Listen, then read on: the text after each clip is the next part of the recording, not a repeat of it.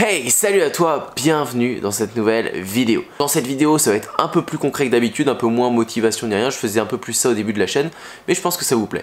Donc, dans cette vidéo, je vais vous parler des publicités Facebook et surtout comment je fais pour trouver mes produits gagnants en dropshipping. Là, je vous parle pas de création d'audience, je vous parle pas de chaîne YouTube ni quoi que ce soit, je vous parle juste de vous devez trouver un produit gagnant et donc vous devez tester de la publicité. Comment je fais personnellement pour trouver des produits gagnants. La technique elle est simple et précise, je vais vous en parler ici. Alors après je vais pas vous montrer exactement comment on la met en place parce que ça fait partie, c'est réservé aux gens qui sont dans mes formations, sinon ils vont me taper sur les doigts en me disant Antoine tu donnes tout ce que tu donnes dans les formations. Mais je vais vous expliquer le principe et après quand vous voulez du concret, si vous savez pas faire, il faut vous former. Donc l'idée pour trouver un produit gagnant, c'est déjà vous en tester un à un. Au début, je faisais souvent cette erreur, en tout cas si vous êtes débutant, je vous conseille surtout pas de tester 20 produits d'un coup, de tester ok je vais tester un produit de cuisine, un produit de make-up, un produit pour les chiens, pour les chats, parce que vous allez tester vos 20 produits d'un coup et vous n'allez pas apprendre de vos erreurs, vous n'allez pas avoir le temps d'apprendre de vos erreurs, vous allez comprendre après pourquoi dans les publicités sur Facebook, parce que vous allez tout tester d'un coup, du coup vous allez vous prendre le mur d'un coup sur les 20 produits. Alors que si vous en testez un par un, d'abord le produit de cuisine, vous analysez pourquoi ça marche pas, vous regardez, vous faites putain pourquoi ça n'a pas marché, parce que j'ai peut-être pas ciblé sur les hommes, peut-être pas sur les femmes, peut-être que j'ai pas affiné ma campagne, peut-être que je suis allé trop vite dans les objectifs, peu importe, mais ça vous allez comprendre au fur et à mesure des produits et vous allez progresser. Si vous faites les 20, encore une fois, vous plantez d'un coup. Maintenant, aujourd'hui, comment je fais pour tester un produit? C'est simple, je prends un produit, admettons on prend un produit dans le make-up, je prends un produit de make-up qui répond à un besoin, qui a un effet waouh. Voici les critères, qui répond à un besoin, il résout une problématique. Deuxièmement, qui a un effet waouh. Quand tu le vois en publicité, ça doit t'arrêter dans ton scroll de Facebook. Quand tu descends Facebook, tu dois t'arrêter sur ma pub et dire waouh, putain, ce produit, qu'est-ce qu'il est bien. Putain, cette pub, elle est dingue. C'est une vidéo virale. Donc ça doit avoir cet effet waouh. Et si ça a ces deux choses-là déjà, tu as de grandes chances pour que ça suscite de l'intérêt et peut-être que ça vende. J'ai ces deux choses-là et ensuite je teste 10 à 30 audiences sur le même produit. 10 à 30. C'est-à-dire que je prends un produit de make-up, je vais aller balancer dans recherche de Facebook, je vais mettre make-up, peu importe, et je vais balancer toutes les suggestions qui me balancent. Avant, je me faisais chier à fond à aller chercher dans du ciblage, aller chercher loin.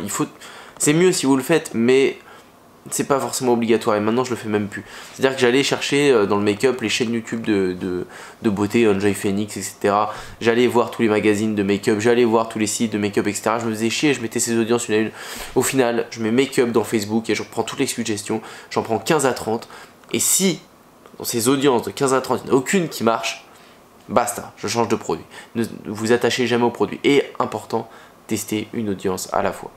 Tester une seule audience à la fois. Alors après, voilà, si vous ne maîtrisez pas la publicité, si vous ne comprenez pas comment faire, il faut vous former.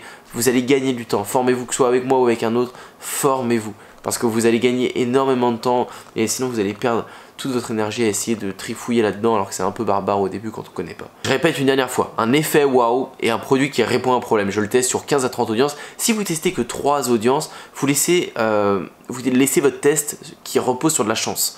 C'est-à-dire qu'avec 3 audiences, ça se trouve ça marchera au bout de la 5e ou de la 7e. Testez un maximum d'audience et vous allez savoir tout de suite s'il marche ou pas. Donc vous lancez ça. Si ça ne marche pas, on coupe, on passe à un autre produit, basta. Une fois que ça s'est fait, une fois qu'au bout de 3 jours, c'est souvent 3 jours, une fois qu'au bout de 3 jours, votre pub, ça commence à partir. Vous regardez, vous commencez à avoir des ajouts au panier, vous commencez à avoir des ventes, peu importe, vous regardez d'où ça vient. Ça sert à rien, vous avez mis un budget peut-être de 5 euros, de 10 euros sur votre campagne pendant 3 jours. Si vous ne regardez pas qui est-ce qui achète, qui c'est qui clique, qui c'est qui ajoute au panier, ça ne sert à rien. Votre budget de 10 euros, il va rester de la même manière, votre campagne ne va pas s'optimiser. Tandis que si vous allez voir, c'est des hommes, c'est des femmes, s'ils viennent plus d'un téléphone portable, d'un ordinateur, s'ils viennent plus du Languedoc-Roussillon ou de l'Île-de-France, vous allez tout de suite pouvoir affiner votre budget sur Île-de-France, femmes, 60 ans. Et votre budget il va être bien réparti et vos ventes, ça va être beaucoup plus rentable parce qu'il va directement taper dans ce qui marche. Donc hyper important d'affiner. Si en affinant ça ne donne rien et ça marche pas mieux, si vous avez que vous bricolez, c'est fait break-even, voire c'est pas rentable, vous coupez et vous passez à un autre produit. Un produit gagnant, c'est un produit qui va vraiment se démarquer. Après, il faut forcément que le pixel se chauffe, il faut forcément persévérer dans vos campagnes. Mais si à un moment ça prend pas, ça prend pas. Coupez, ne dépensez pas plus de 100-150 euros dans le test de votre produit, ça sert à rien. Et la troisième phase de tout ça, une fois que j'ai lancé ma pub, une fois que j'ai affiné, donc analysé, la troisième phase c'est je lance le retargeting. je vois que ça marche, je vois que ça prend, je recible tous les gens qui passent sur le site parce que je sais que mon produit, il commence à se vendre un petit peu, donc je balance le retargeting view content, donc tous les gens qui voient la page, qui voient votre page produit, view content, et les gens qui cliquent sur le panier, qui cliquent sur ajouter au panier, donc add to cart.